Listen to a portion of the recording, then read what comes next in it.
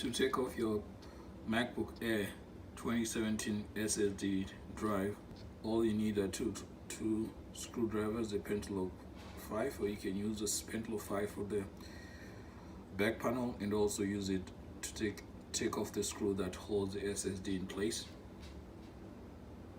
Once you're inside,